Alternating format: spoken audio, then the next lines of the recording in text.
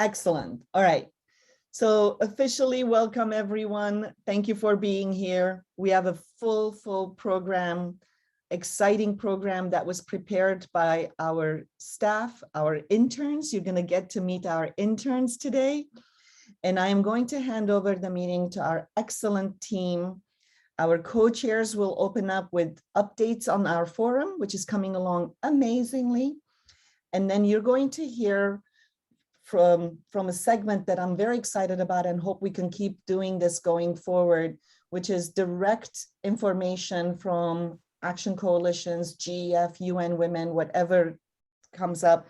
And today's information actually is exciting. NGO CSW is committing to help out with the Alliance for Care. So you'll hear all about that from our dear friend, Patricia Cortez at UN Women. Anyway, the program will be in the chat. I am going to say thank you and then mute myself, turn my camera off, and I hand the meeting over to my very capable co-chairs of the forum, Pam and Rosa. Thank you, dear friends. You have the floor. Thank you so much, Huri, and good morning, good evening, buenos dias, buenas tardes. We're so grateful that you are joining us today for this NGO CSW monthly meeting. I'm Rosa Lizardi. I am with the Feminist Task Force, and I am one of the co-chairs, together with my colleague Pamela Morgan, of the NGO CSW Forum. This morning, we do have a packed update section, which precedes the monthly meeting focus. So let me just quickly highlight some of the points that we're going to cover today, and then I'll hand over to my colleague Pamela, who will introduce some co-chair speakers who will talk about 3 areas of focus. So really grateful that you're here today. It really demonstrates that you care about advancing women's rights, promoting climate justice, and ending violence against women. Those are the issues that will be covered today. But also that we need to carry these and the other issues that we care about into the NGO Forum. We know the NGO Forum is in March. Mark your calendars if you haven't already. March 14th through the 24th. It will be an all virtual forum as it was last year. We expect to have record numbers, even more than last year's, which was at 27,000. So we encourage you to get engaged, register for the forum, and also let me just highlight that and promote for you to host a virtual event. We will hear more about this from one of our speakers, but let me just plug the virtual parallel events. The deadline is coming up December 15th. And I know for those of us that are on US side, Thanksgiving is coming next week, and it really kind of interrupts. And then before you know it, we're in December. So please begin to organize your parallel event. All of this information will be included in the chat, which Devin Zingler, our wonderful program manager, is doing right now. So I want to leave you with two other points, and I'll hand over to Pamela. These are things that you can do from now until March, but we encourage you to do it now.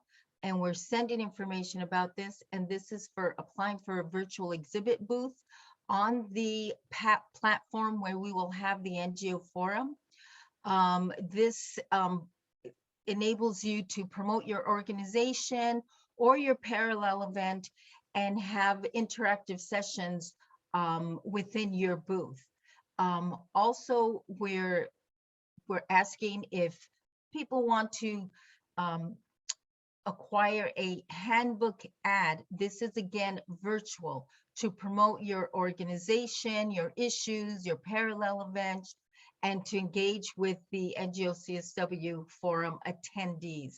This is all information that will be provided primarily via email. So if you haven't signed on to our email listserv, please do. The information will be in the chat.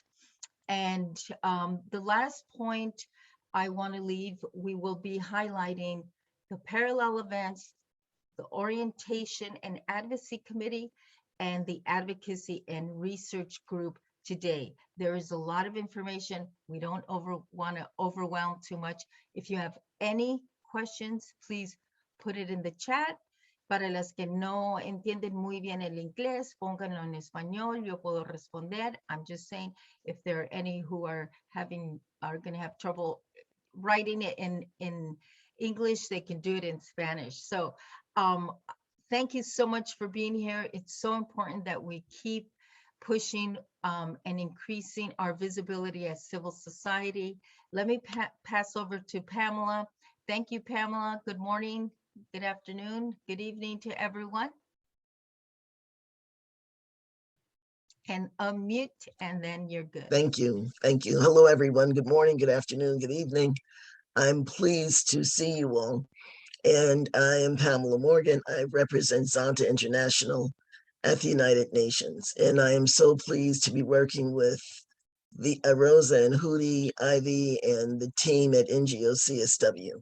I'd like to first thank you for those of you who attended the open forum on November 3rd. I think that we covered content as well as process so that people who were able to attend learned about the priority themes and how the content meshes with the UN CSW. One of the important things that were covered at that point was the difference between the UN NGO CSW and the NGO CSW forum. So I hope that those of you who attended found it worthwhile.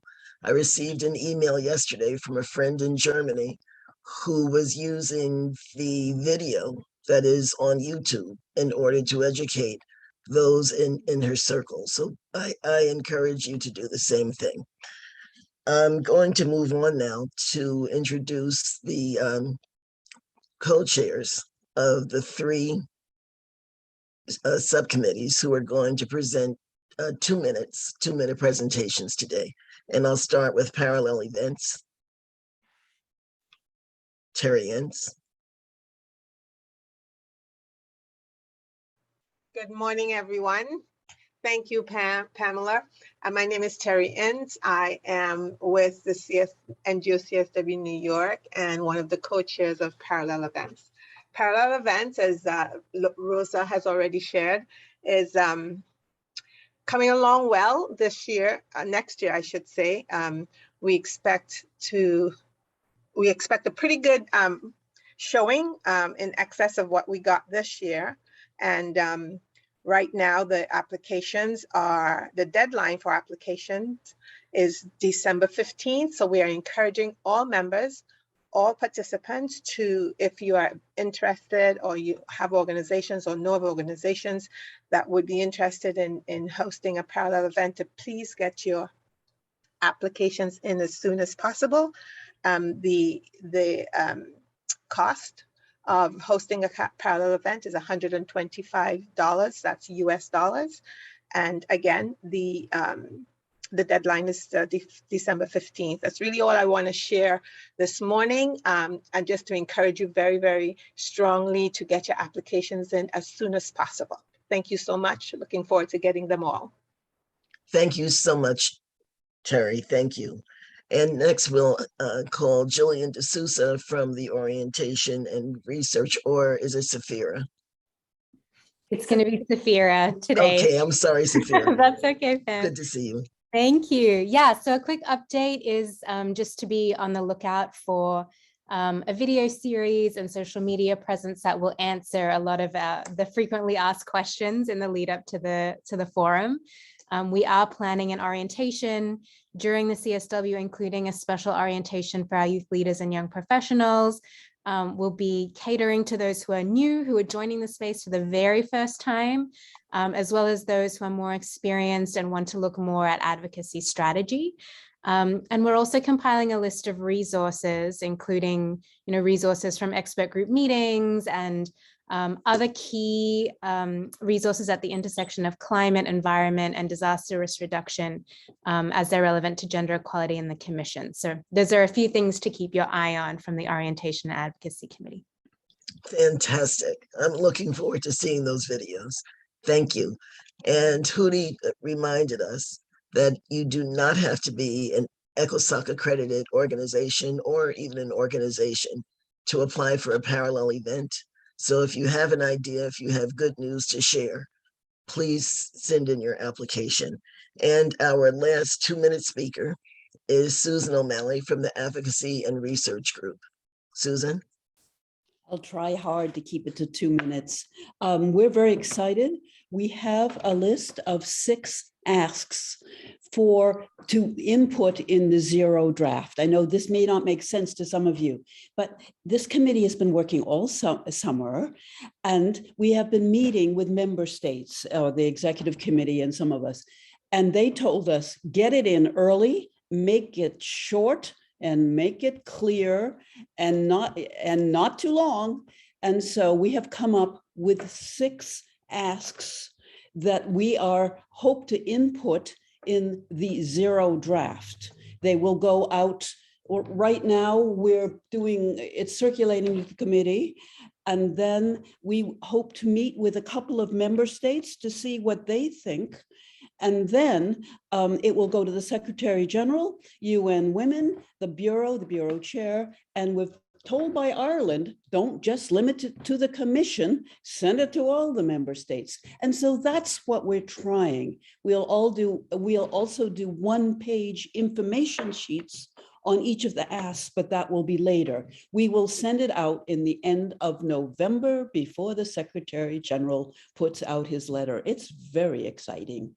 Thank you, Susan. Thank you so much. And you did keep it to 2 minutes. It was 2.5, but you're good. Thank you. Okay, at this time, I'll turn the meeting over to Hootie and Jillian. Thank you. Thank you all. Yes, let me quickly just jump in because I can't wait to introduce Patricia. Most of you know her already, and she's going to update us on the Alliance for Care. So Patricia, you have the floor for 10 minutes and then we'll start our program. Thanks for being here, Patricia. Looking forward to hearing from you.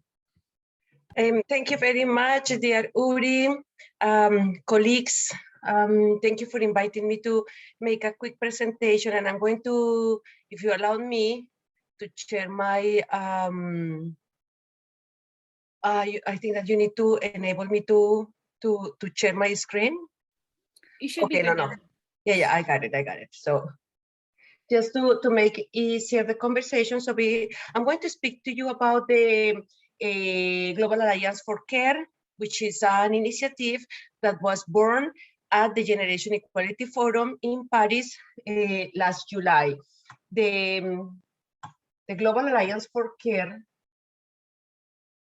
one second, yeah, okay. The Global Alliance for Care was convened by UN Women with the government of Mexico through the National Institute for Women in Mujeres.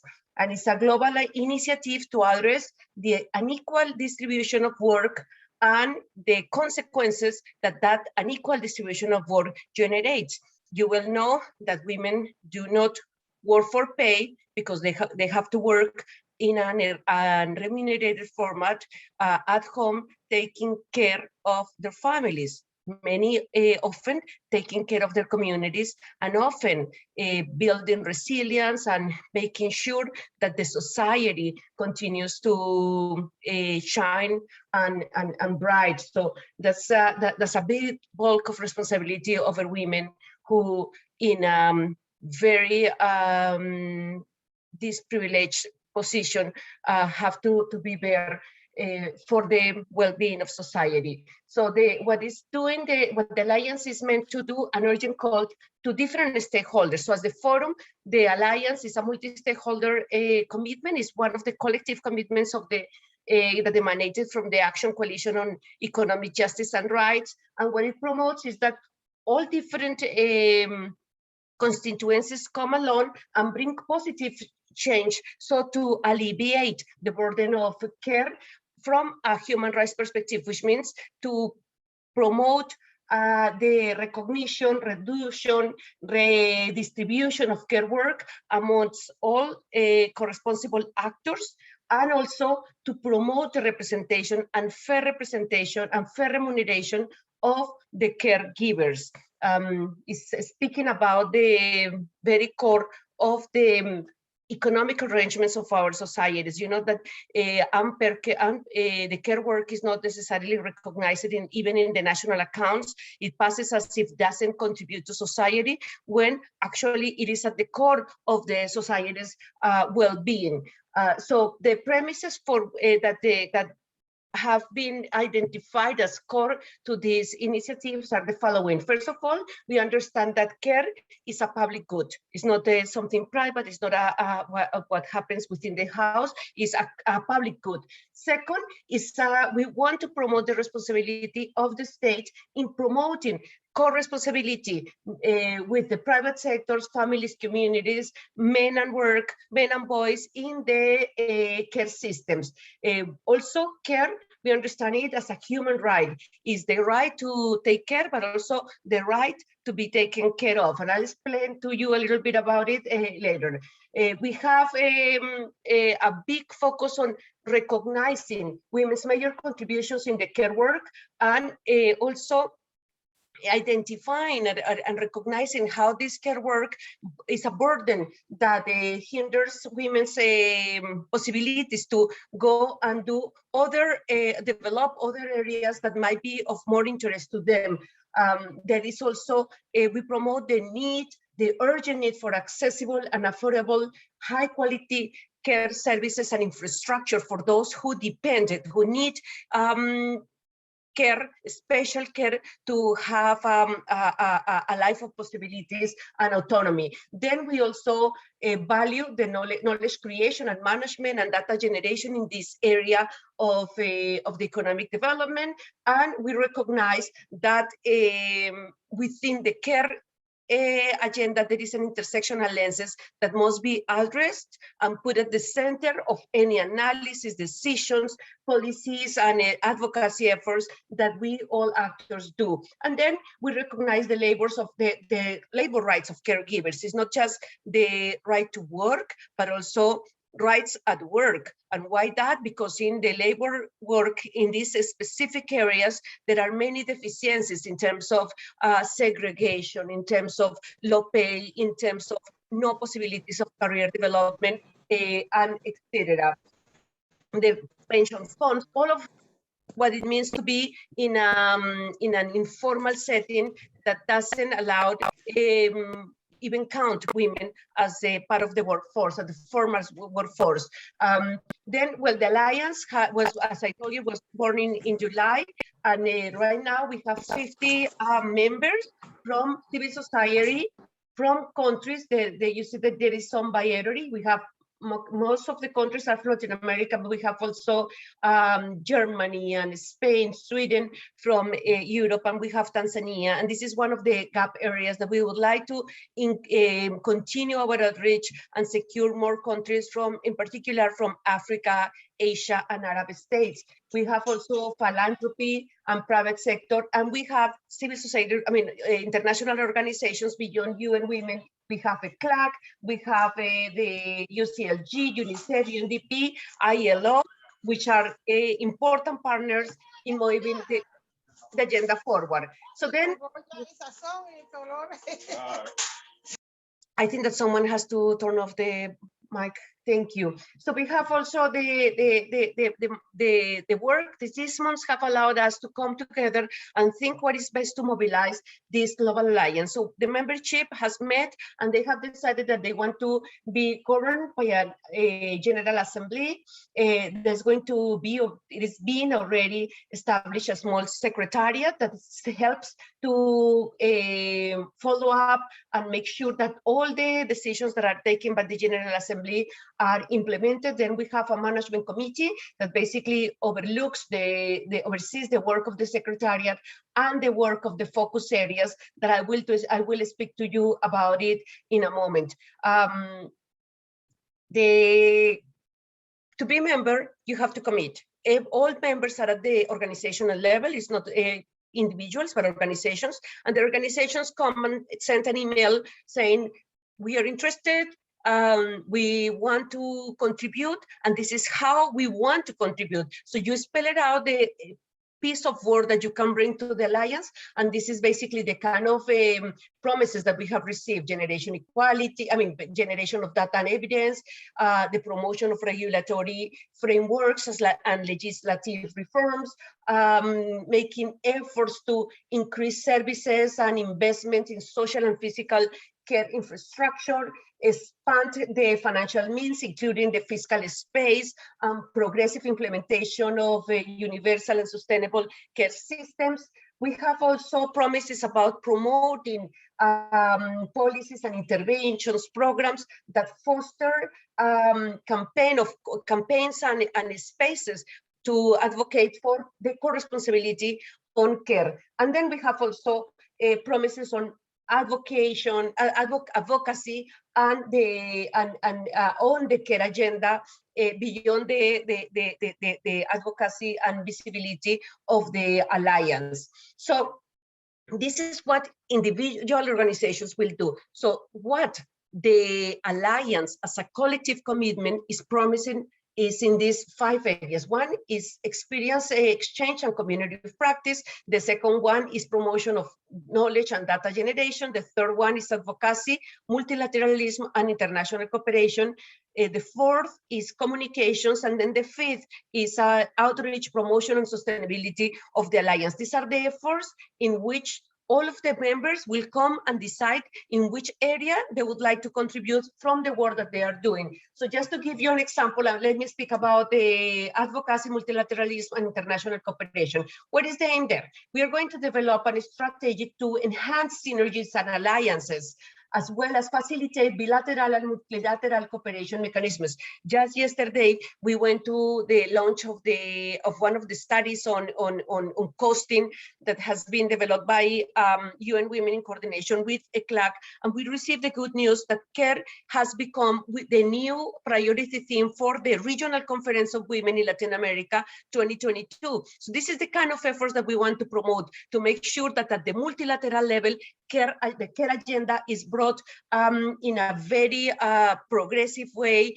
and in all spaces that open up to ensure that actually we can generate transformative change, the transformative change that will allow us to reach our destination. What the members have decided is our vision and goal.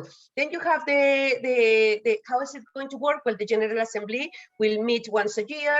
There's the management committee is integrated by UN Women and in Mujeres as the conveners, plus representation from other stakeholders. The technical secretariat is operating right now by UN Women and in Mujeres, and we will continue for 2 years until the alliance is set up, and then we'll see whether what other arrangements are made. What has happened since Paris? Can we wrap up? Oh, yeah, there it is. Yes. Yeah. What? Just 1 minute. First of all, we have had, and the good thing is that whatever I have presented to you up to here is been co-created with the membership, full membership. We have invited everyone, and we have decided what is it and how is it that the alliance is going to do, and how is it that the alliance is going to organize itself to be able to achieve. We have forthcoming opportunities, like in January, we are going to have an event, a co-creation event, to build a strategy of the alliance towards CSW 66. Yesterday, we had this launching event that I told you about. This is an opportunity of visibility to let the world know that the alliance exists and is happening and is serious. And the other opportunity coming up is an event that we are organizing on 10 December, focusing on the rights to care from the perspective of the recipients, but also of the caregivers. You're going to receive an invitation, as always, through Uri, who always help us a lot. We have been working on the strategy of communication, and we are working together in making sure that we have a 5-year roadmap that aligns to the work of the Action Coalition on Economic Justice and Rights, and we are also be able to generate transformative alliances and actions that will help us to achieve what the Alliance has committed to. Thank you. All right. Can you see how passionate Patricia is? Thank you so much. And for such a good purpose. So thank you for that update. We are sharing all the information, as you said, and thank you for your passion on this topic. We all really do care about the Alliance for Care. I want to give the floor just for 1 minute to our communications secretary, and then we'll start the program. I'm sorry, we're running 2 minutes late. Ozzy, you have the floor. Thank you very much, Huri. Hello, everyone. Thank you, Rosa and Pamela. As you stated, this year we are expecting more than 30,000 feminists to represent millions of women from around the world at our parallel events. And this group of women have a lot to say. We have been through a tremendous amount. So we want to bring visibility to our forum, bring visibility to our accomplishments, and bring visibility to the issues that affect women and girls. We ask that you be part of our communication strategy. We want every single one of you on our communication strategy, and please promote every event and our advocacy agenda. We ask that you amplify NGO CSW New York's messages and also amplify the local NGO CSW's messages on every social media platform, from Twitter to Facebook to LinkedIn and TikTok. So we look forward to working with you and getting our messages out there and letting the world know what our advocacy agenda is. Thank you. Thank you so much, Ozzy, and thank you for being here and your tremendous work on the communications level. I will now hand over the meeting to Jillian. Just to let everybody know, if you notice, we did not do our 1 minute meditation to start the meeting, because today, because of the topic and everything that we're covering, we're going to end our meeting with a 10-minute chair yoga meditation, which I hope you will all join with our all-time partner. They've been around for a few years, Exhale to Inhale. So at this point, I want to say thank you all. And I want to withdraw from this program and hand it over to Jillian and our interns, who truly did an amazing job. I can't wait to sit back and enjoy. Jillian, the floor is yours, and thanks for your patience with us. Thank you, Huri. Thank you, Patricia. Thank you, Pamela, Rosa, and Ozzy. Welcome again, everyone. My name is Jillian D'Souza Nazareth. I work for the Red Dot Foundation, and I'm a member at large at NGO CSW. Today's meeting is co-sponsored by the NGO Committee on Aging. Thank you, Cynthia Stewin, and is focused on the recognition of the 25th of November, the International Day for the Elimination of Violence Against Women, which is in fact a mainstay of the UN calendar. Today, we focus on the intersection of gender-based violence and climate change. I request you to accord due respect to everyone on this call, and please mute your microphones. We welcome you to comment in the chat box. Today's session is formatted as rapid rounds of interviews with each speaker. So let's get to it. Expressions of gender-based violence affect an estimated 1 in 3 women and girls, but are also experienced by people of all sex and gender identities. They can include sexual assault, domestic violence, verbal abuse, harassment, stalking, child marriage, economic deprivation, and forced prostitution. Gender-based violence is geography, race, and economic status agnostic. Sad but true. Climate change is recognized as a serious aggravator of gender-based violence. Environmental degradation is a driver of gender-based violence. Resource scarcity, conflict, and displacement caused by environmental degradation deepen existing inequalities. Climate change worsens these effects as environmental degradation and stress on ecosystems that in turn increases scarcity and stress for people. And evidence shows where environmental pressures increase, gender-based violence also increases. We can have a gender-responsive climate action in this decisive decade. It revolves largely around three main elements. The first recognizes gender differences in needs, opportunities, and capacities related to climate action. The second, equitable participation and influence by women and men in climate-related decision-making processes.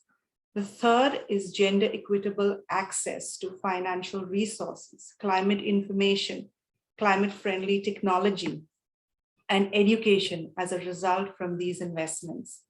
As always, this volunteer committee endeavors to have diverse voices, perspectives, and expertise.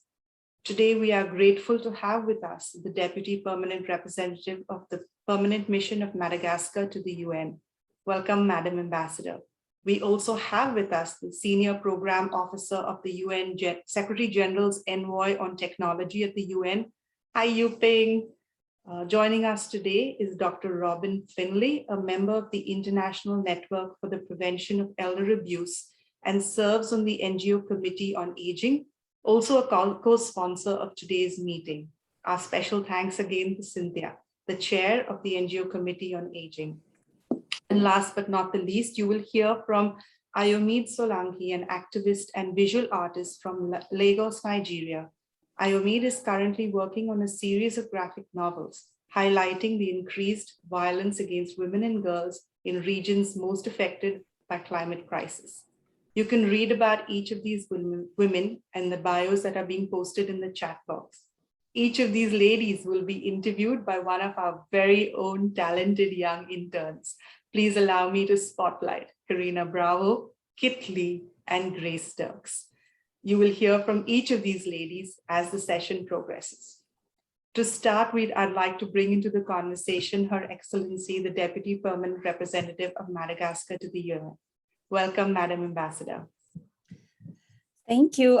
Thank you for the invitation, as well as the opportunity to address this important meeting and share my views on this important topic. The violence against Earth is violence against women. And it's my pleasure to participate in this conversation. Appreciate it. Madam Ambassador is a career diplomat appointed as a Deputy Permanent Representative to the UN in 2019. She is a graduate of public law and political science with a master's degree in diplomacy. Before joining the diplomatic corps, Her Excellency was a journalist. Madam Ambassador, I'd like to start by setting the stage a little bit. Globally, an estimated 736 million women, almost 1 in 3, have been subjected to intimate partner violence, non-partner sexual violence, or both, at least once in their life. Let's start with the most fundamental question today. From your perspective, what are the causes of gender-based violence? Well, before going deeper into this matter, I would like to make a point regarding the consideration, the definition of the gender-based violence. So in my perspective, gender-based violence is considered as violence directed against a person on the basis on his or her gender. Therefore, it may affect both men and women in every society and in every country. But we have, unfortunately, to recognize that women and girls are more exposed. The data are terrifying. As you just raised, almost 1 woman out of 3 has been victim of physical, psychological, or sexual harm or suffering from their partner or non-partner once in their life. So as far as I'm concerned, there are numerous causes of gender-based violence, but allow me to classify 3 most important causes. The first one is the discriminatory cultural beliefs. The second one is poverty and lack of education. And the third one is the impunity for crime and abuse. Regarding the first causes, gender-based violence is deeply rooted in discriminatory cultural beliefs and attitudes that perpetuate inequality and powerlessness, in particular of women and girls. In many societies, there are gender stereotypes, and for instance, a woman must obey to her husband. Boys and girls don't have the same rights, and therefore men are considered as powerful, and they have control over women in the household. That is a fact. And in addition, poverty and lack of education, as I mentioned before. Poverty and lack of education and livelihood opportunities also tend to contribute and reinforce a culture of violence and discrimination based on gender. When women are not well educated, they are not able to know their rights, on how to report or denounce a violation on their rights. So even though they are victims of violence, they don't know how to report it. They don't know what is the process to report it. So they are like muted. And last but not least, I am also a firm believer that the impunity for crime and abuse is one of the causes of gender-based violence. I mean, the lack of punishment that may result from the absence of law criminalizing the gender-based violence acts, or a non-effective application for such a law, and inadequate framework or lack of access to justice institutions and mechanisms, and above all, lack of victim and survivor protection mechanisms in the society. So such factors are frequently aggravated in times of conflict or natural disasters like drought, flooding, which may injure internal displacement, and during which rule of law may be eroded, and families and societies may be torn apart. So the result is often an increase in both a frequency and brutality of gender-based violence. For instance, due to lack of resources, as a consequence of natural disasters, families are forced to marry their girls to get money or something like that. So that is a big problem in some society, especially in the least developed countries, and mostly in Africa. That is my point of view regarding the causes, the main causes of gender-based violence.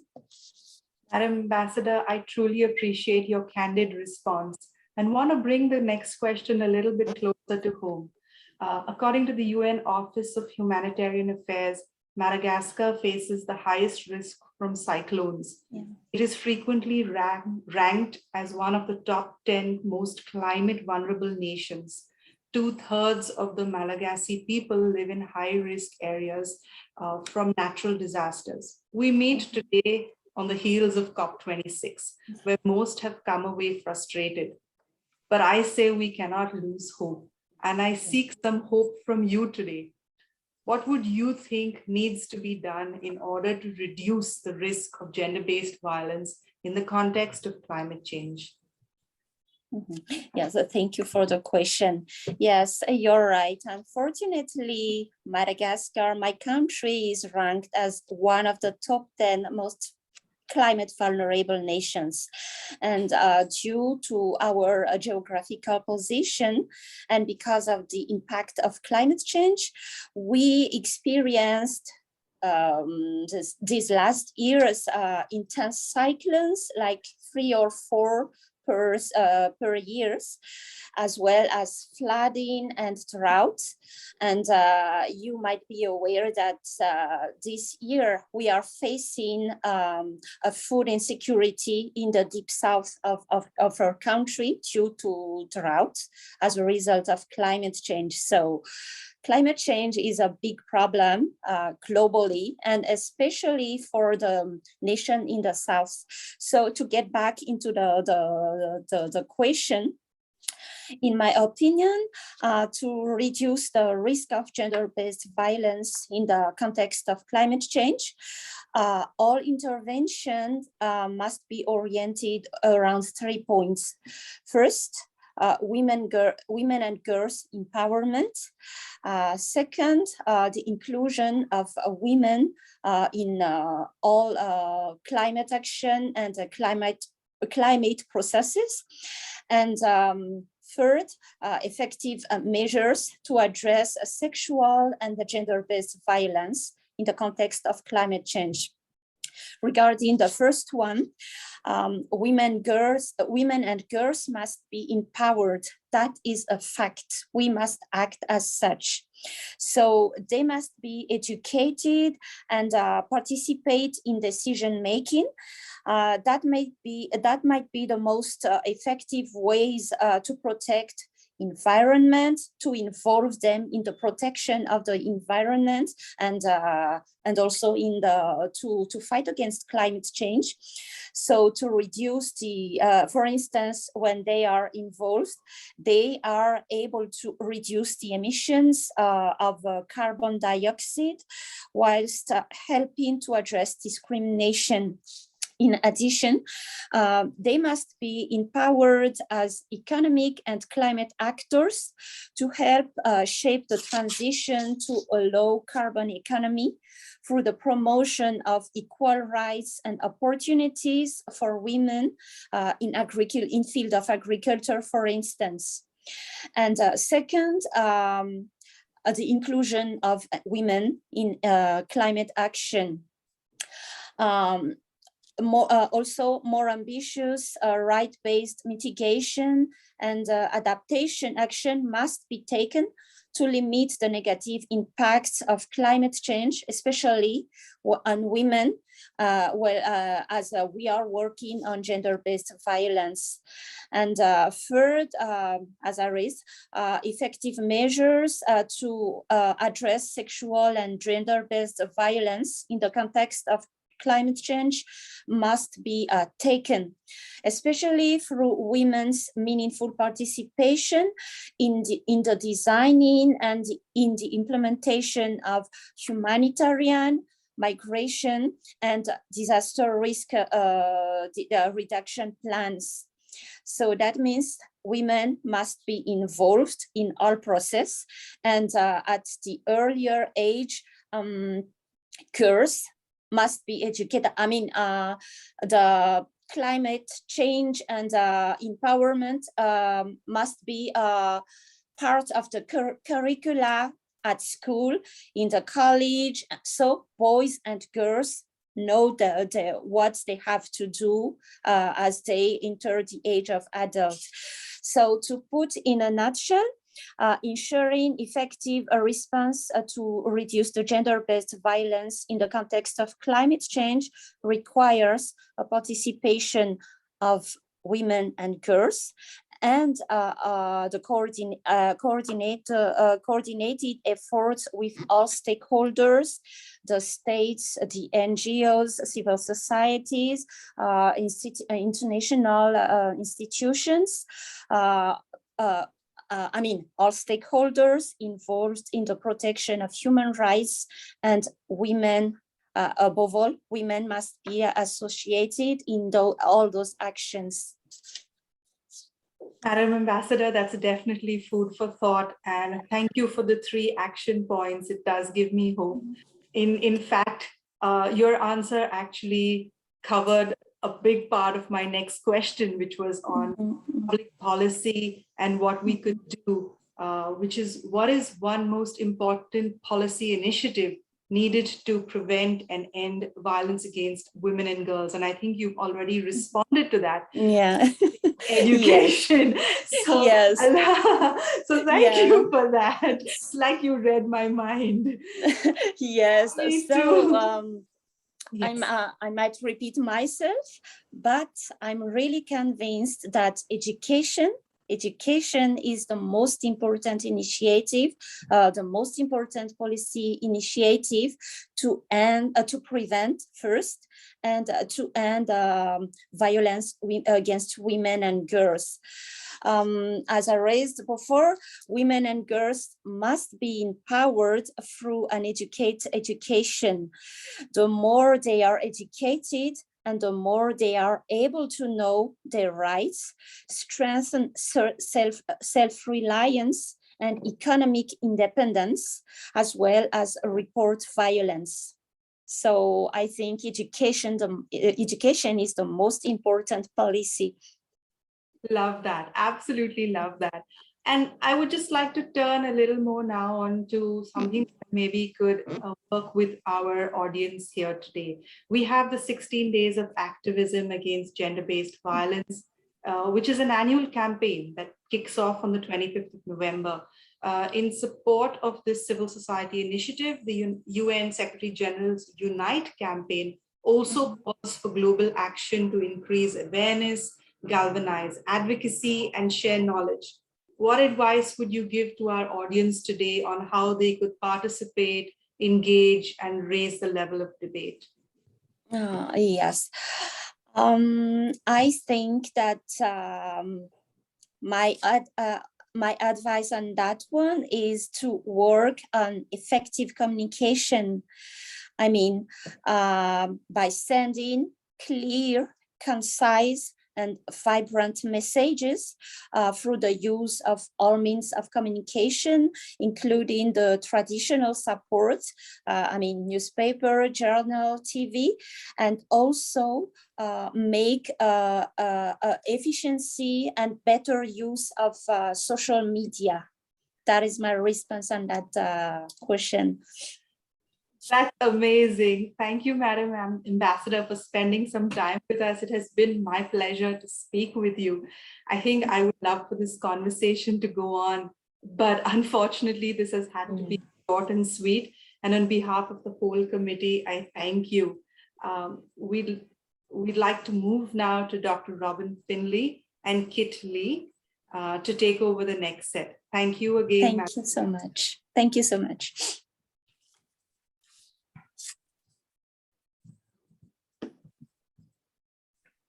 Good morning, everyone. My name is Kit, and I'm one of the advocacy and administrative interns here at NGO CSW.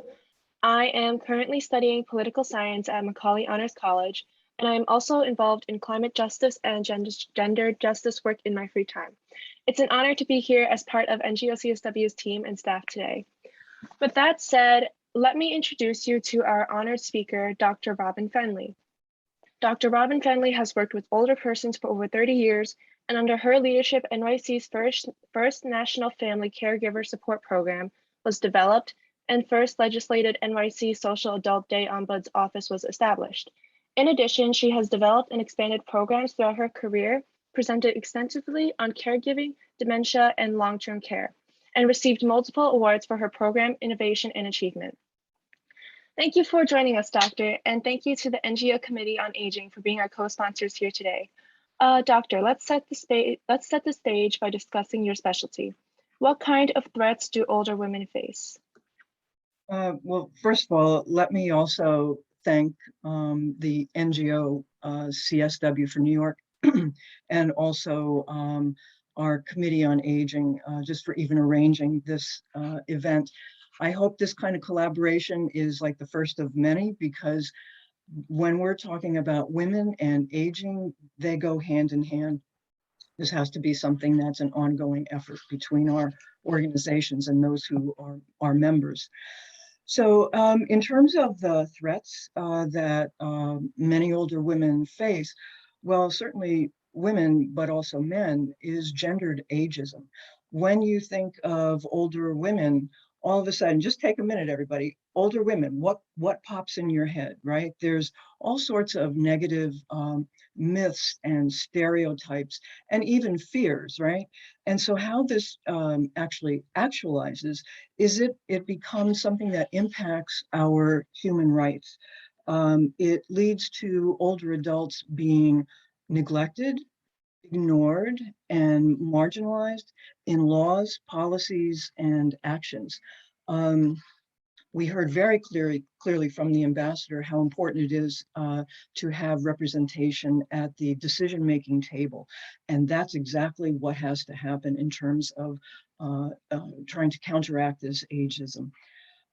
What happens is it's also devaluing the capacities, the competencies and contributions of older women, yes, to family, but also to community and society.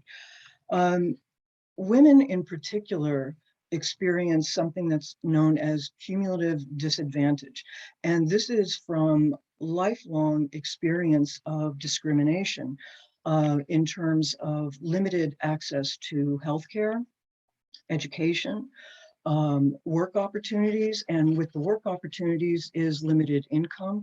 In some countries, there's limited access to owning property.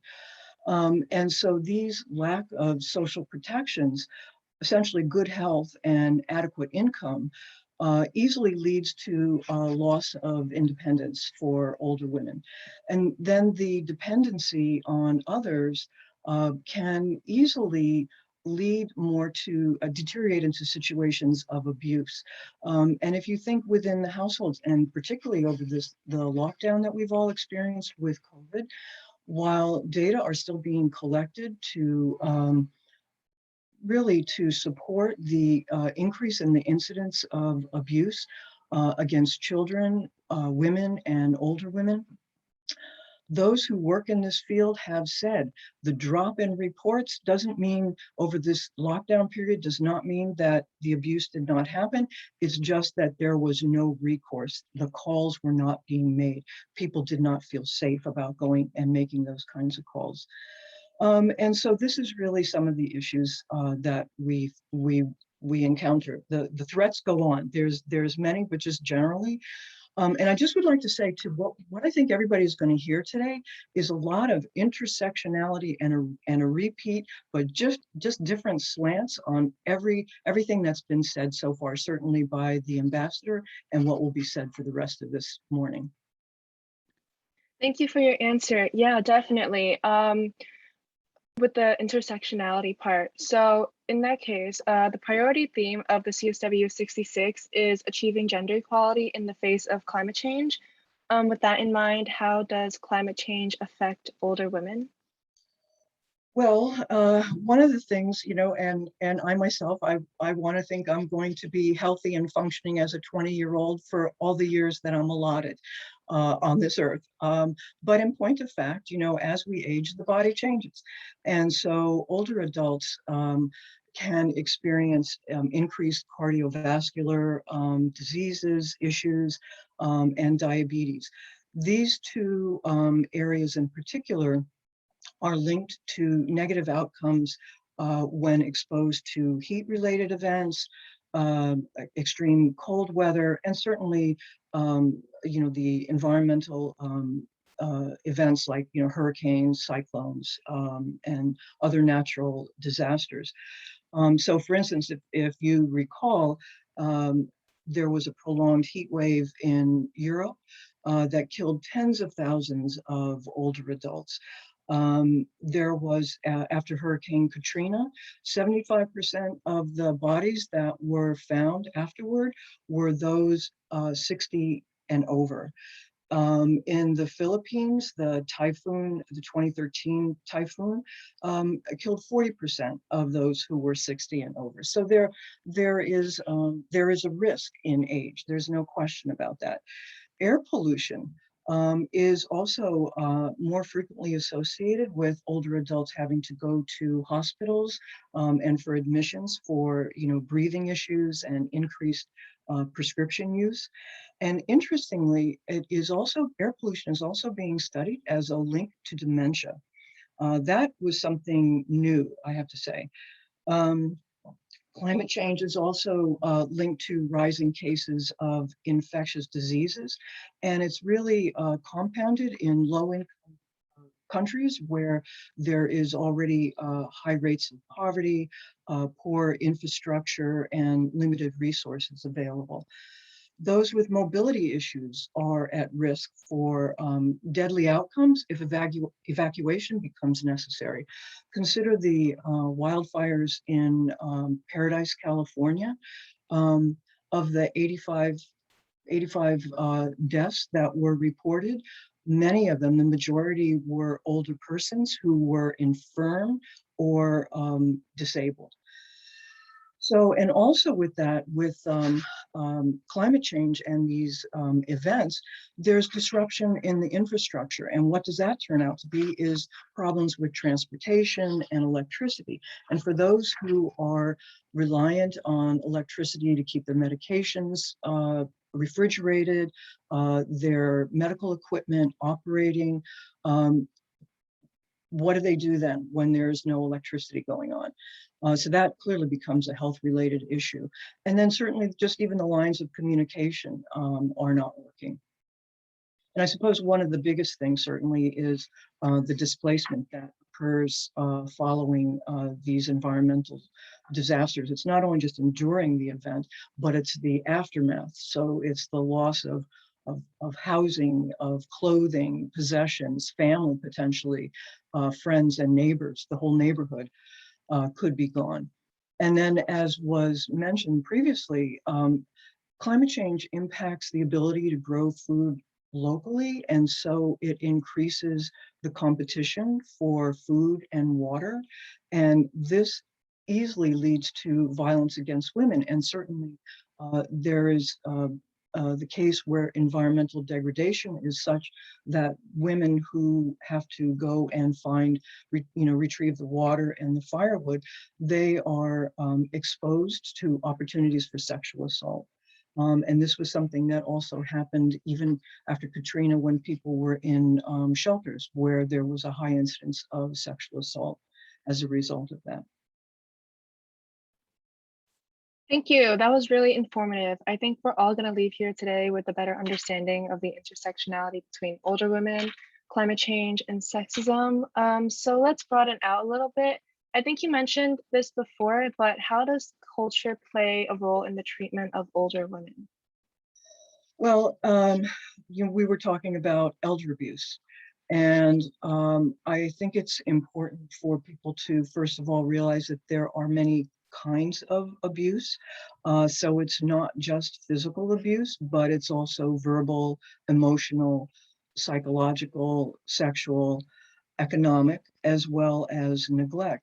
And culture absolutely plays a role in either receiving or seeking any sort of help for situations of abuse.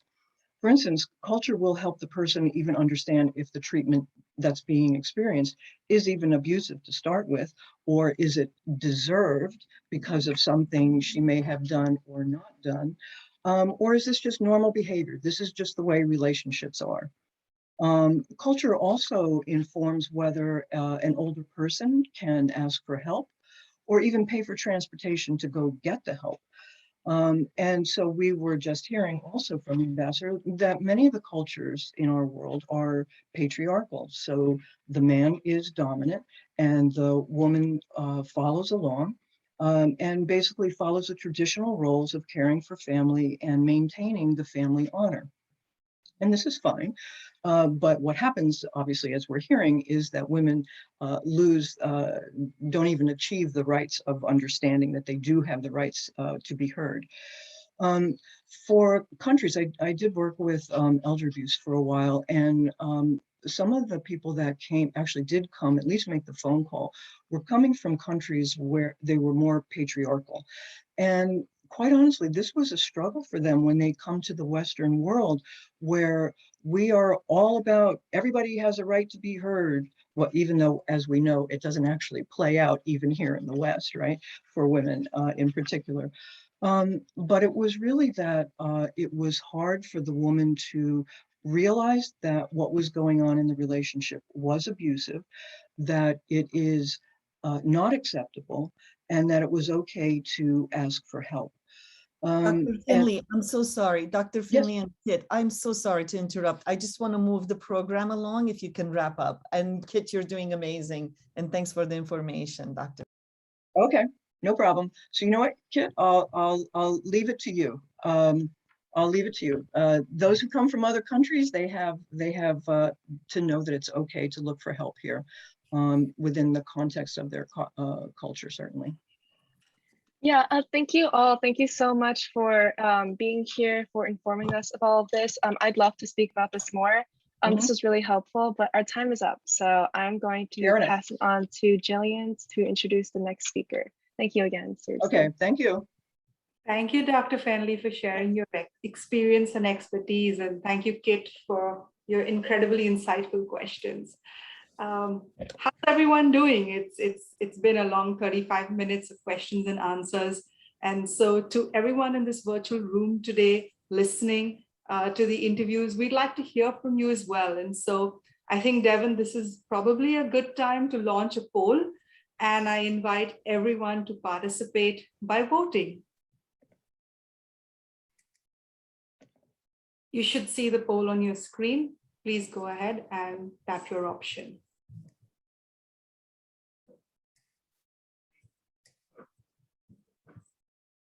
And I'll just read the questions out for everyone while we're getting answers in. So the first question we have is, are you aware of the gender-based violence prevention laws in your country?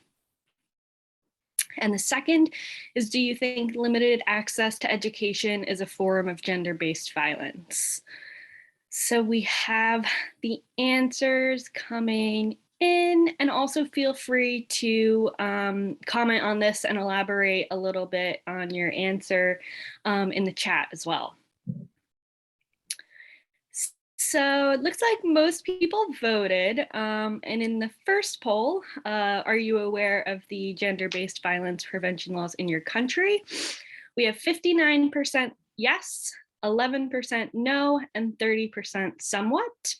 And then for the second question, do you think limited access to education is a form of gender-based violence? And we have a resounding 91% say yes, 4% say no, and 5% say maybe. Yeah, awesome. Okay. And I can share the results so everyone can see that a little bit. I think having that visual helps too. All right, thanks everyone. Thank you, Devin. I think that gives us some learnings on where we are and just how high this mountain is to climb. Thank you everyone for participating. You can see your voice does matter. Let's go back to the next round of interviews. I now hand the floor to my colleague, Karina and Yuping. The floor is yours. Good morning, everyone. So my name is Karina Bravo, and I'm an advocacy and administrative intern for NGO CSW. I recently graduated with a degree in international relations. I am a proud young woman from Ecuador, and my passions include the topics of gender equality, migration issues, climate change, and I'm very honored and happy to be able to contribute to NGO CSW's work and help spread awareness on the important issues that are being discussed today. So I have the pleasure of interviewing Yuping Chan, the Senior Program Officer in the Office of the Secretary General Envoy on Technology at the UN. She coordinates the team's work on the follow-up to the SG's roadmap for digital cooperation and high-level panel, as well as broader advocacy, engagement, and coordination efforts to strengthen global digital cooperation and work on other emerging technologies. Singaporean national, Yuping has a Bachelor of Arts from Harvard and a Master's of Public Administration from Columbia University. So welcome, Yuping, and thanks so much for being here. Let's start to talk about a little bit of how technology can be a medium for gender-based violence. So we know that tech-facilitated gender-based violence comprises a spectrum of behaviors, including bullying, stalking, sexual harassment, defamation, hate speech, and exploitation. And it's something that women and girls of all ages are facing, especially right now online. but let's discuss some actions we can take against this. So how can we take back technology to use it for good and curb its perpetration of violence against women and girls? Thank you so much, Karina, and much thanks to the organizers for inviting me here today. I have to say, it's very great to be in a group of inspiring, empowered women, really talking about these key issues that are so critical to how we function in everyday life. I think as we've seen through the COVID pandemic, digital technology is everywhere. And it's only been in the last 2 years that we realize how ubiquitous it is to how we function, how we work, how we live. And as part of that, given that so much of our physical lives are now entwined with our digital lives, the vulnerability of women to precisely what you said, Karina, harassment, violence, misinformation online has just increased. And that's an area where there really are serious concerns that we have to address. The fact that, for instance, I think it's 1 in 4 women feel physically unsafe due to online activities and misinformation. The fact that over 58% of girls have actually faced online harassment and violence means that really it's something that we confront in our daily lives and something that we have difficulty in addressing. The United Nations itself has actually recognized this. And so, for instance, when the Secretary General has issued his roadmap for digital cooperation, which is his vision for a more open, free, and secure digital future for all, he specifically does reference this issue about the impact on women and girls and the issue of gender harassment. And I think that connection in terms of how we address the role and special needs of women and girls will be particularly important as we talk about issues such as protecting digital human rights online, digital inclusion, and so forth. What can we actually do?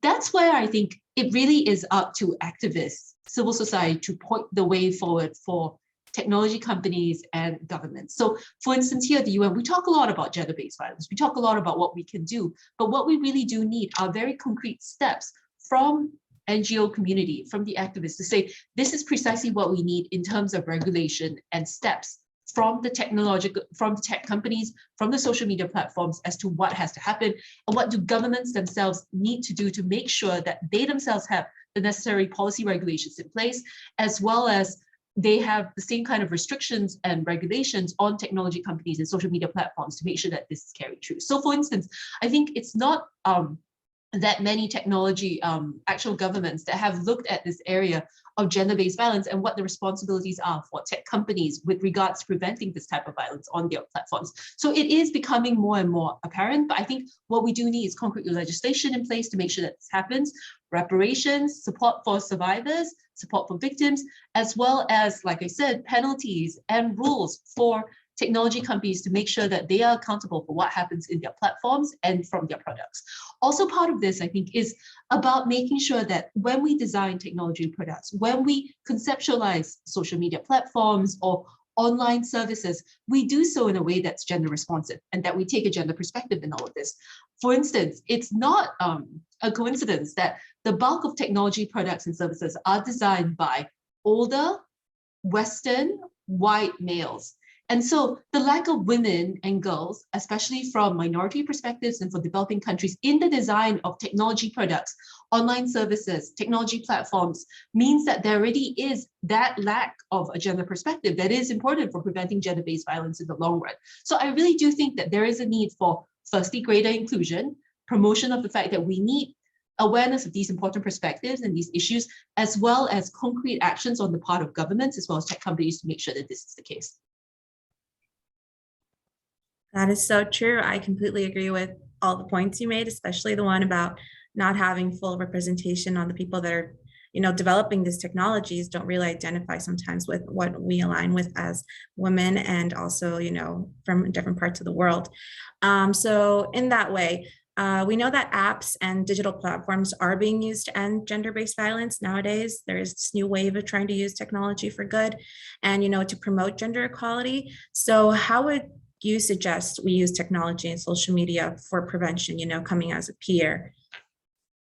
So there are apps that are on an individual level about safety, awareness, communication. So those are very good to have. There are also apps that I think can also help to empower women, empower girls, feel more safe and actually to voice their views online. So apps for social activism, platforms that allow women to speak out freely and strongly, I think are very important in making sure that we have that kind of representation and inclusion that we talked about just now. So those are areas in which technology really can be a way of bringing women to the fore, empowering them. At the same time, however, I think that's the flip side as well, right? Because the more we become online, the more we speak online, the more we become targets as well. I mean, again, it's no coincidence that of the women that have reported incidences of violence, harassment, abuse online, this risk and vulnerability is increased if you are a minority, if you are LGBTQ, if you are disabled. So that intersectionality of gender with other areas of possible discrimination is actually exacerbated online. And that is something that, again, has to be taken into account. So I do think as we get online, we have to think about how do we make it a truly safe and empowering space for women of all forms, of all body types, from all around the world. And that's something where I think collectively, as sisters together, it's something that we can work on. I personally, in the Office of the Tech Envoy, for instance, it's a majority female office, and it's something that I take great pride in, because I do think it is also by representation and advocacy for these particular issues that we can actually make that kind of change. That is awesome to know. Yeah, I completely agree. It must be so empowering to be surrounded by females, you know, just a positive reinforcement there. And so my next question is, you know, in your specific area of expertise, where do you see the effects of climate change or environmental impacts? And, you know, what do you think we can do to like mitigate it? How do you see this as, you know, connected to gender-based violence, in your opinion? So the intersection of digital and environment is an area that our office has been working on. The UN is also pushing towards. So for instance, the Secretary General himself has said that he sees the two greatest challenges of the coming years are the climate crisis, environmental climate crisis, as well as the challenge of digital technology. So the nexus of those two really is where a lot of the work needs to take place. So for instance, there are coalitions around this idea of how do we make digitalization more environmentally sustainable. So there's, for instance, an initiative by UNEP, UNDP, the German government, the Future of Earth Sustainability in the Digital Age Initiative, the International Science Council, to really pull these actors together to look at that specific issue of digital and environment and the environmental impacts. Again, for instance, it is pretty concerning that for the use of energy by ICTs, for instance, causes as much emissions as the civil aviation industry. The fact that the use of energy in, for instance, blockchain, collectively around the world, global estimates put that energy usage as more than the energy usage of Finland. And this was as of, I think, 2 years ago. So by this point, it's definitely gone up. The fact that we have serious environmental impacts from overuse of digital products and digital technologies. E-waste is a significant issue where there are landfills that are filled with digital technology. Think about how many times you change your mobile phone, for instance, and you compound that by the number of digital devices that are in use around the world. There are serious environmental impacts when it comes to the use of information communications technology, digital technologies, and these types of technologies. And that question about how we make sure that when we use technology, we do it in an environmentally sustainable way is a serious one that I think requires a lot more effort.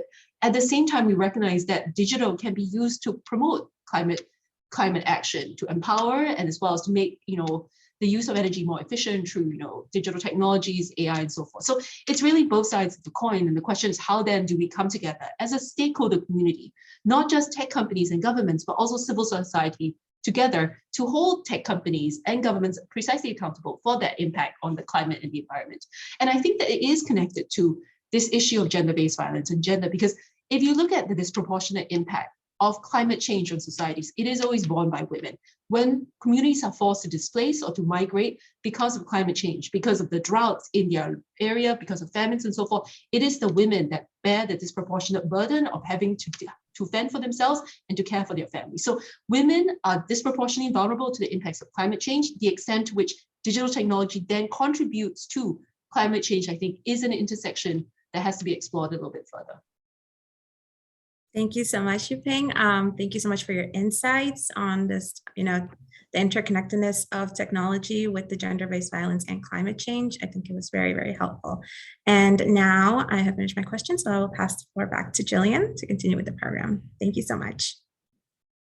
Thank you, Karina and Yuping. That was amazing. I was especially energized with the part about the technology waste and made me feel a little bit guilty about getting a new phone just now. I did with it. But I also appreciate bringing up of blockchain, data mining, and heat caused by data centers. And I think that's something that we need to be, you know, cognizant about the flip side. So really appreciate your insights and your expertise. Thank you for joining us today. And the last interview for today's session is Ayomit Solanki and Grace Dirks. Ladies, take it away. Hi. Hello. My name is Grace Dirks, and I'm the communications intern for NGO CSW New York. I'm a senior at Fordham University in New York City, and I am majoring in humanitarian studies, psychology, and Irish studies. And I am so excited to be working with NGO CSW, and especially today to introduce Ayomit Solanki. And she is an activist and a visual artist from Lagos, Nigeria. Her advocacy work includes efforts to better the health, education, and status of Nigerian women and girls. She's currently a member of the organization Girl Rising's Future Rising Fellowship, an exciting storytelling narrative project to really lift the voices of young people working in the activist field around education and environmentalism. Through this fellowship, she's working on a series of graphic novels highlighting the increased violence against women and girls in regions most affected by the climate crisis. And we are so lucky to have her today. So on that note, I'd like to start by asking you, how do you believe climate change affects the already vulnerable populations of women and girls in relation to GBV? Thank you very much for having me. I must mention that it's an honor to be part of this speaking committee. Thank God we already notified that women and girls already are in a vulnerable situation. For instance, we know that many girls and women already live in fragile conditions, threatened by war, terrorism, tribal conflicts, and in the global south, we have grinding poverty. Climate change crisis will only make these conditions worse. For instance, like the Madam Commissioner Ambassador mentioned, she said that when poverty strikes, women and girls are taken out of the home and sold off in child marriage as a way to reduce economic burdens and preserve the rest of the family. Same can be said about the many girls who will leave school and education by force or by choice to augment their family income by working. This has happened for many generations and continue to happen still. Today, climate change will only worsen these conditions. For instance, in northern and in agrarian communities of Nigeria that are threatened by uncertain rainfall patterns and even flooding, drought and resultant poverty is a certainty for these communities. And as Dr. Fenley mentioned, they said there'll be lots of intersections in the conversations today. And as Mrs. Yuping mentioned, we said women are the burden bearers when there's drought. When there's scarcity, women bear the burdens of this scarcity. They are considered beneath their male counterparts, and they are made to struggle for this scarcity in security, scarcity in resource, and we will see an increase in violence against women when they are seen as vulnerable, they are seen as spoils of war between warring factions, and it continues to be ranked beneath their male counterparts when resources are scarce. So we already have a situation where women and girls in many parts of the world are vulnerable to a lot of conditions that are detrimental to their mental and physical well-being, and climate change, which is increasing a scarcity in resource, we'll see these conditions excavated. So I believe that it's going to worsen the already vulnerable situations for many women and girls. Thank you. Thank you so much for that thoughtful answer. It's very clear that you come from a background of understanding and passion, which is always so exciting. And to continue on that thread, do you have any ideas of actions that must be taken to better protect and defend victims of gender-based violence in developing nations? Thank you very much. I believe that, as has been mentioned, priority should be given to the cause of women and girls. In globally south nations, it is easy for the governments to place priority in the many other issues that plague developing economics. For instance, we have a rising unemployment in my nation.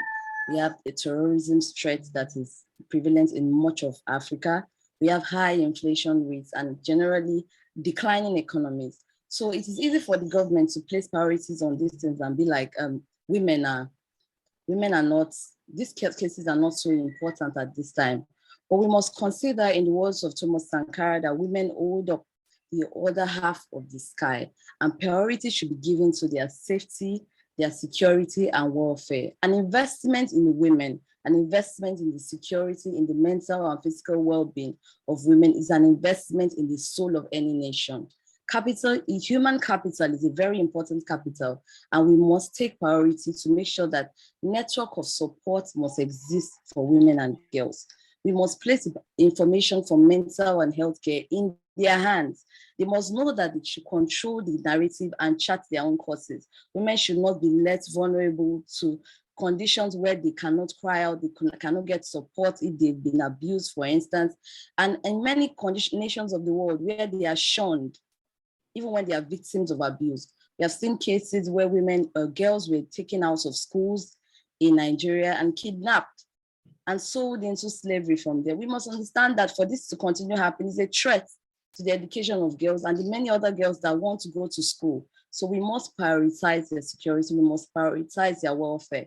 And that's what my project is working on, placing the information for networks of support in the hands of women and girls. Thank you very much. Yeah, and I was wondering what you thought in the wake of COP26 that just ended this past week. Do you see the recent discussions and their progress or lack thereof as helpful or hurtful to your activism and the field of activism that you are active in? That's a lot of active. Thank you. So after COP, I saw a lot of news articles where it had been remarked that it might have been a failure. And I want us to realize that the gathering at COP was a very minute fraction of Earth's population. So making, however powerful, making some slow progress in determining the future of Earth by controlling climate activities. The reality of it is that Earth cannot wait for a few fractions to determine its fate. We already said ahead, like the lady ambassador mentioned, that there were typhoons in Madagascar. There has been drought in much parts of East Africa. In nations like myself, there has been flooding, which is a direct consequence to our abuse on Earth this many years. So we must realize that activism should be targeted to these political leaders and the rest of Earth. We must continue to bring the message of reducing our greenhouse activities to everyone. In recovery efforts, education, like the Madam Commissioner mentioned, continues to be an important tool of empowerment. We must understand that there are many in the rural environment that this message of climate change is still news to them. They do not understand what we are saying. Even as people gathered in Glasgow, there are people that still live in remote parts of Earth that do not get a grasp of what we are saying when we say try and reduce deforestation, reduce your greenhouse and carbon footprint. For many, it's still unknown to them. So we must continue to use the tool of information, continue to use the tool of education. Everybody should be brought on board in trying to bring Earth to recovery. The old and the young, everyone should be included. Like Dr. Fenley mentioned, we should have an inclusion of both men and women, everybody working together to see that activism and our recovery efforts for Earth is not in fruition. We already have threats of islands disappearing. When this happens, it affects a large population of Earth, and we cannot wait and sit on the oars of the conference to determine our collective future. So I do believe that we should all be working towards, as co-citizens and as members, as stakeholders on Earth, to see that we do our bits at reducing our activities generally that are detrimental to Earth's climate. Thank you very much. Once again, I'm stunned by your eloquency, but and thank you so much for lending your thoughts to these very broad questions. And for the last question I wanted to ask you, I wanted to bring it home a little bit because you are an activist in a very interesting medium. So I wanted to know a little bit about how you landed on graphic novels and expressing your activism through visual art. Thank you very much. I remember as a child, one of the most important things to me then was comic books watching cartoons. And when I saw a need in my community, in my society, for us to have more girls aware of emergency care numbers to call if they've gone through abuse, if they are in the threat of abuse, if they feel like they need psychological care. We have that there's a gap that needed to be filled. And I felt one of the best mediums to get communication through to adolescent girls and boys between the ages of, say, 8 to 15. This comic book is a catchy medium. It embraces the reader. It helps the young person understand through the use of pictures what we are trying to say in very little words as possible. So that is how I landed on graphic novel. And with Girls Rising, I will be working on a series of 3 novels. We'll be capturing different issues that affect different geopolitical zones in my country, one of which is child marriage. We have a money bride system in some parts of Nigeria where some girls are given out as loan for poverty's sake, I would mention. We also have an herdsmen farmers crisis, which has put a lot of tension on relations so far. And a lot of reasons why these herdsmen are migrating down south is because they are forced with an expanding Sahara Desert. The Sahara Desert is expanding and there is a need for them to feed their livestock. And with these migratory actions, indigenous tribes are being threatened by these actions. One of the reasons why that will be covered in a comic book. Also, we are going to mention a very, very important case of girls and boys really being kidnapped from their schools. We want to be able to provide, connect these victims, not only victims by grace, I believe they will also be champions, connect these champions to networks of support of societies, government bodies, non-profit organizations that can be of help to them after the conditions they have gone through. That is one of the reasons. And I'll be working with Future Rising in the course of my fellowship to see this actualized. Thank you very much. Thank you for joining us today and lending us your wonderful words and insight. And I would like to turn it back over to Jillian and Hootie, who will continue us on with the program. Thank you again. Thank you for having me. Thank you.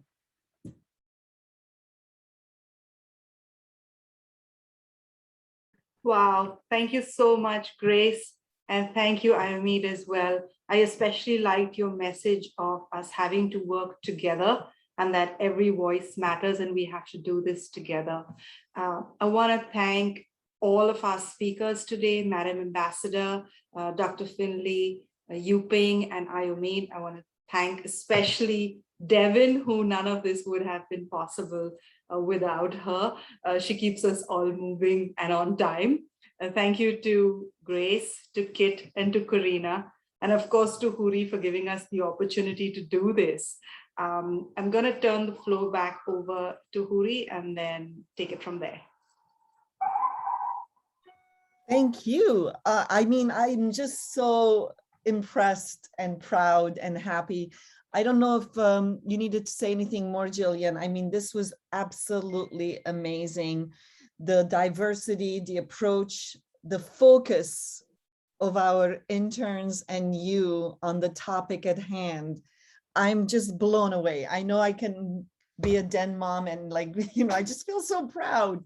So thank you all for doing this. And not only that, so on time and early. So I appreciate, I know we were so nervous because there were so many speakers and so many ideas. And I thought, oh no, how are we going to keep on time? So I apologize if I tried to keep people short. And but I think the information was so overwhelming. We don't want to overdo it either, right? I mean, the notes I'm taking and the multitasking I'm doing. So thank you, Jillian. Thank you, Grace. Thank you, Karina. Thank you, Kit and Devin. And thank you all for being here and staying with us for this long. Well, now we're really going to do something that I'm so happy about. Those of you who have been with NGO CSW for a couple of years and attended our forum last year, Exhale to Inhale is an incredible organization that started out in New York and they're almost global. We'll put their website in the chat. I don't know if Sophia Holly is here or Aditi is here so they can share their information. They're on their way in right now. And I just thought, especially when we do this kind of an intense program, I wanted to experiment and see what it would be like if we give you the gift of this practice. And I know most of you do meditation and yoga, and we all do different methodologies of really surviving the work that we do. It's an intense work. We are passionate about it. We care about it. But it would be nice to keep sharing the practices that help us strengthen ourselves and move forward. So I'm going to see if they are here to hand over the camera. If I may just... Yes, please come on in. I just wanted to say that this has been a whirlwind of ideas, conversations, perspectives.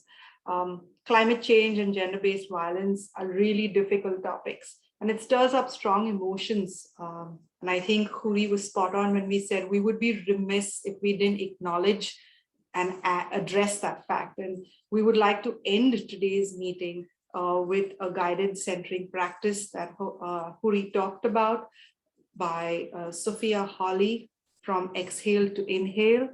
I think she's here, so if we could give her the floor.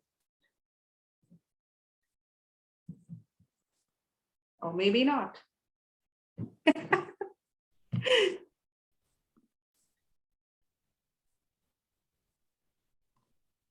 Huri, you're muted. I'm sorry. There we go. Aditi is here, and perhaps Aditi can introduce Exhale to Inhale while we wait for Sophie to start the practice. Yeah, Sophia's just setting up her chair, so she will be on in a moment.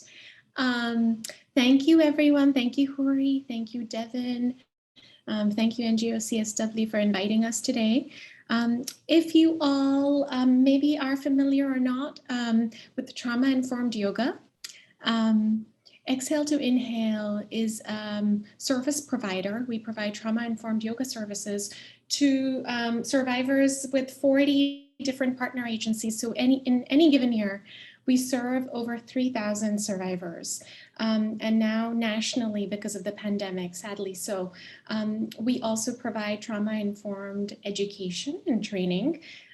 We've been invited by several corporates, and thank you, Devin, for putting the website in the chat. We've been invited by several corporates and also large nonprofit agencies to provide the training and education. But our main wheelhouse are trauma-informed yoga classes. And since the pandemic, we've been bringing these classes weekly in the virtual space. They're available as an on-demand option as well as live. So our term, we function as a 3-term model. Our term is coming to an end on December 12th. However, new term begins on January 17th or right after January 17th. So that's a little bit about Exhale to Inhale. Sophia should be joining us in a moment. So I'm just going to check and make sure she is on. Bear with me while I toggle to the screen. And we did finish a few minutes early, so I do understand that she is rushing to get ready. Don't worry, no worries, and Sophia's ready, but so Sophia also serves as program manager. So she is the liaison, and here she is. She's the liaison to all our 40 different partners, as well as teaching and training. So she serves in multiple facets. So Sophia, I just provided the introduction with our mission and the services we provide.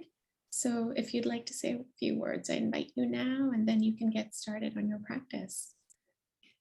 And I want to thank you before you start, Sophia, because I want to turn my camera off and be off at this point, and the meeting is yours for the next 10-15 minutes, and our audience is so lucky to have you because I've been to one of your classes last year during the forum, so I'm looking forward to it. Thank you for being here, and thank you, Aditi. Bye, everyone. Thank you, Huri, and thank you, Aditi, for the introduction. And thanks everyone for having me at your meeting today. I'm super excited. I'm assuming my video is spotlit and you can all see me.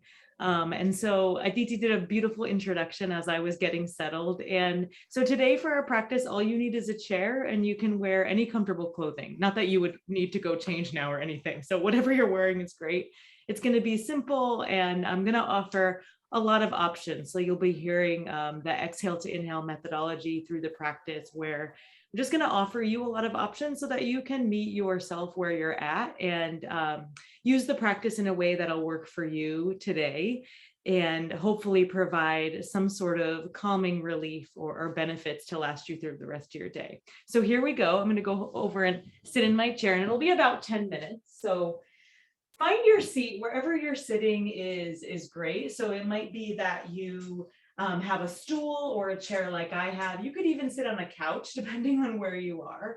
Really, comfort is the priority, and you want to feel like you could sit for about 10 minutes and feel relatively comfortable. So we'll start off. I like to start with my back just gently resting in the back of the chair so I have some support. And as you arrive, just take a moment to notice your feet on the floor.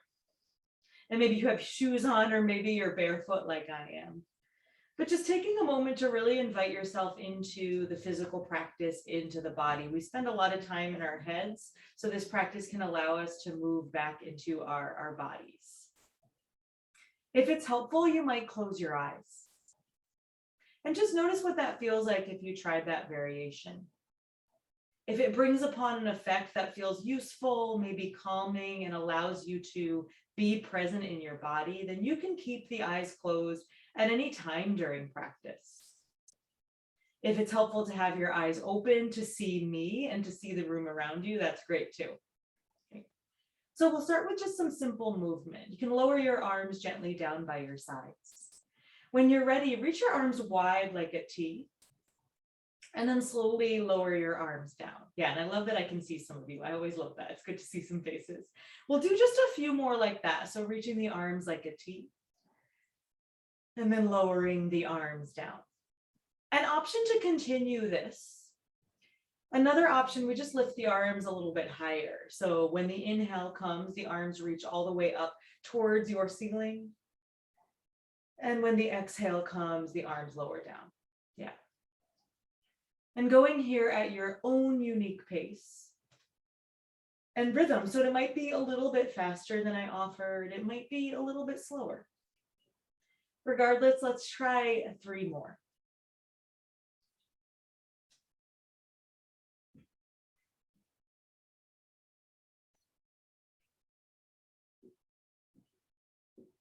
Last one.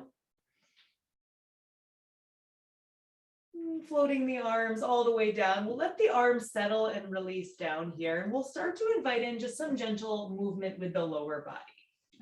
So whenever you're ready, you might bring yourself a little bit more forward on your chair. And you can't see my feet today, but we'll just focus on where the knees are going. And you're welcome just to bring your right knee just off to the side so that the toes point off to the right. There might be a little bit of a diagonal, and that's fine. We're just inviting in a sense of opening in this right hip. An option to stay right here. You might also reach your arms wide, just like a big T like we did a moment ago, and perhaps turn the palms open towards the ceiling.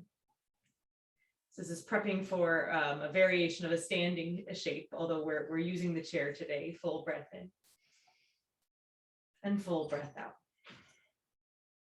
And you can float your hands all the way down. We'll bring the right knee back into the center and just explore taking the left leg out wide. So it might be like just a little bit off to the left, or you might even point your left toes towards the left side of your practice space. We'll reach our arms wide like a T. And then option to turn the palms open towards the ceiling. Noticing your feet on the floor, right? They're there, your hips rooted in the chair. And you might imagine you're growing just a little bit taller, like you got 1 inch taller. Full breath in. And full breath out. And then simply lowering the hands down and bringing that knee right to the center. Now we'll explore a little twist. So as you start, you can again root your feet onto the earth so the knees are pointing straight forward, and the feet can be as wide as like the base of your chair or a little bit closer together. We'll reach our right arm forward and take the right hand to the outside of the left knee. From here, you're welcome to simply gaze towards the left, just like you're checking out your space, you're looking and your chest also follows. So we're inviting the spine into a twist. An option you're welcome to add on is this back arm begins to reach back behind you if you have space. You might touch the wall or even bend the elbow. Yeah. And here you can keep looking towards the left, or you might even look back towards your back hand. Right? Noticing your next breath in and your next breath out. And then we'll slowly make our way back to the center. You might notice any difference between your right side and your left side. Notice the next breath in and the next breath out.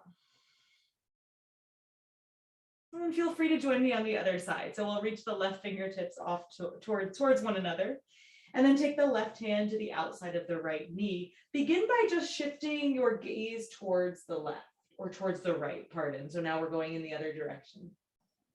And as you look towards the right, you might even reach your back arm back behind you. And like on this side, I don't have as much space, so I'm going to bend my arm. So you can do that if space is limited. As you inhale, you might imagine you're growing a little bit taller.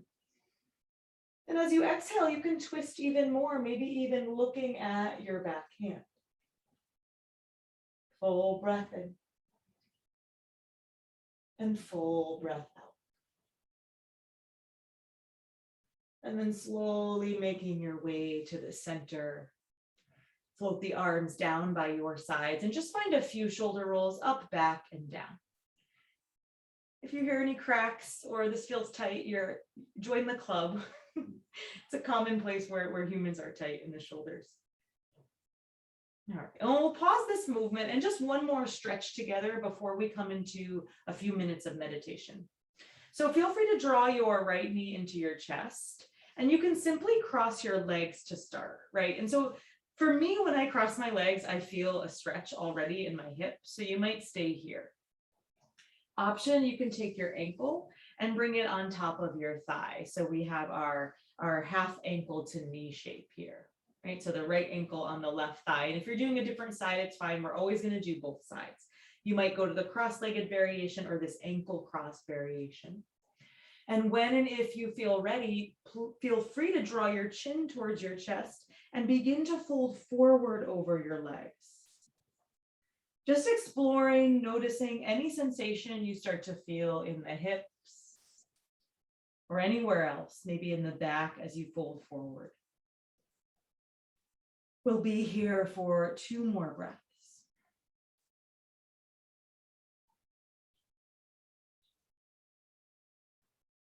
And then taking all the time you need here to rise all the way up. Feel free to unfurl so 2 feet are rooted on the floor here. And then whenever you're ready, you can take your left knee up and maybe give your legs a little cross. So you can just cross the legs like you would if you were, I don't know, hanging out with friends or something. An option to stay here or perhaps come to the half ankle to knee. 2 sides are often very different. So if you're feeling that, that's normal here. So we have our half ankle to knee shape. Simply draw your chin towards your chest. And then perhaps start to fold forward a little bit more. It's all optional. You can also choose to sit, maybe close your eyes and breathe as we breathe in this shape. Full breath in. And full breath out. And then we'll slowly, no hurry, make our way up to sit tall and uncross the legs so our 2 feet are on the floor. At this point, if you were sitting more forward in your chair, you're welcome to lean back.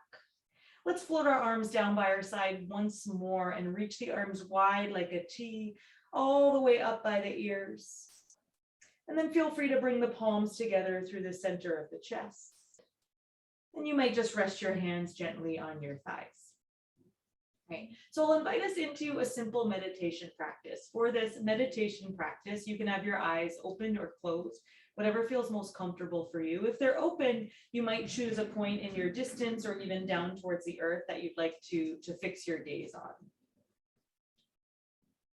As you arrive here, this is just a moment to offer ourselves practice being present in our body. So it doesn't mean it's going to necessarily be perfect. We might shift our gaze to something important happening in our lives, which is totally normal, but we can use the moment simply to practice coming back to the breath.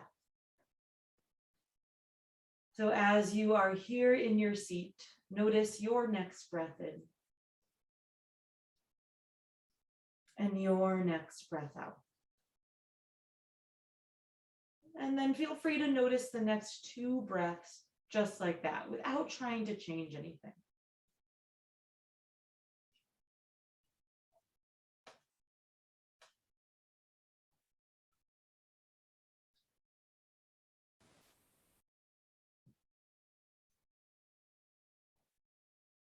And if you'd like, you can add a simple phrase to the breath. So on the inhale, you might say to yourself, right here. And on the exhale, right now. It's the moment. Inhale right here.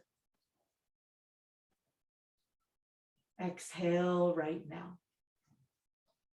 And feel free to continue that for just the next 30 seconds, beginning now.